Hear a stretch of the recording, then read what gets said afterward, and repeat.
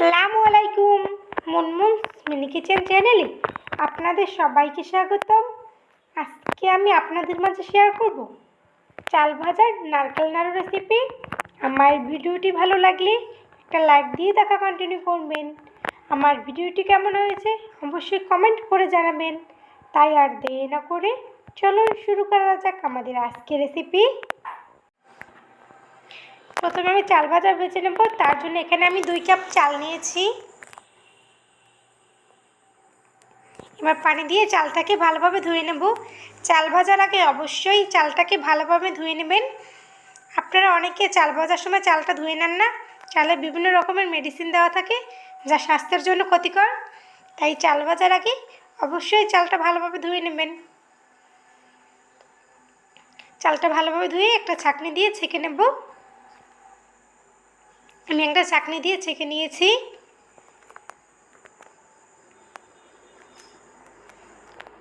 এবার এখানে দিয়ে দেবো পরিমাণ মতো লবণ। লবণ দিয়ে ভালোভাবে মেখে নেব। লবণ দিয়ে ভালোভাবে মেখে কিছুক্ষণ রেস্টে রেখে দেবো। তারপর ভেজে নেব। কিছুক্ষণ রেখে দিলে তাহলে চাল ভাজাগুলো কিছুটা মুড়ির মতো হবে, শক্ত শক্ত হবে না। চালটা লবণ দিয়ে মাখিয়ে সাথে সাথে ভেজে নিলে তা শক্ত হবে, মুড়ির মতো হবে না। আমি কিছুক্ষণ রেস্টে রেখেছিলাম। এবার এগুলোকে আমি ভেজে নেব। এবার চুলে একটা প্যান বসিয়ে অল্প চাল দিয়ে নেব। এবার আমি চালটাকে ভেজে নেব।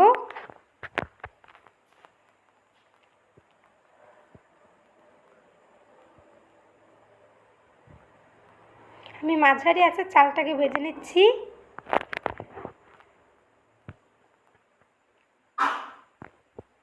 অনবরত নেড়ে চেড়ে আমি চালটা ভেজে নেব। অনবরত নেড়ে চেড়ে দিতে হবে, তা নাহলে চালটা পুড়ে যাবে।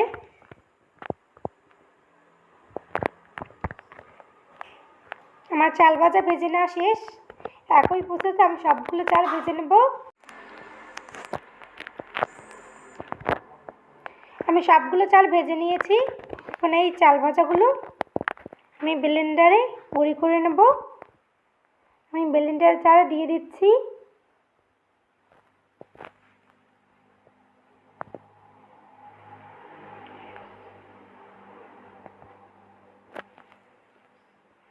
এবার এটাকে আমি ভালোভাবে ব্লেন্ড করে গুঁড়ি করে নেব।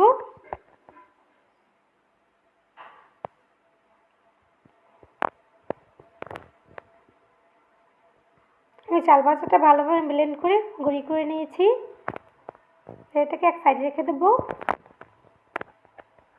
এবার এখানে আমি একটা নারকেল কুড়িয়ে নিয়েছি। এবার চুলে একটা প্যান বসিয়ে দিয়ে দেবো 2 কাপ চিনি।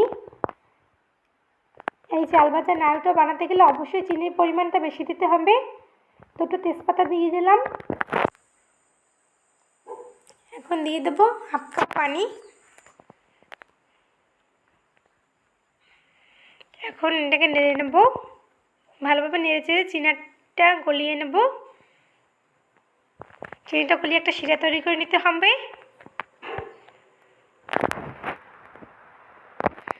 শিরা তৈরি করে নিয়েছি। এবার এখানে আমি কুড়িয়ে রাখা নারকেলগুলো দিয়ে দেবো। নারকেল দিয়ে ভালোভাবে নেড়ে চেড়ে নেব।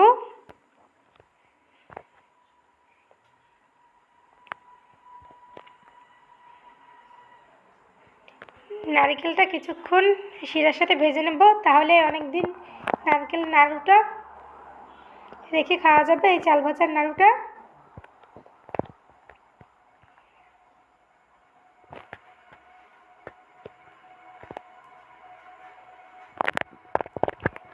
আমি কিছুক্ষণ ভেজে নিয়েছি। এবার এখানে আমি চাল ভাজার গুঁড়িগুলো দিয়ে দেব।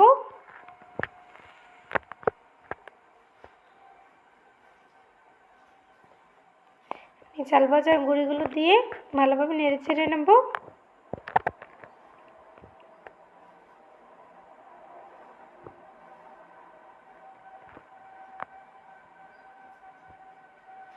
আমি অল্প অল্প করে চাল ভাজা দিয়ে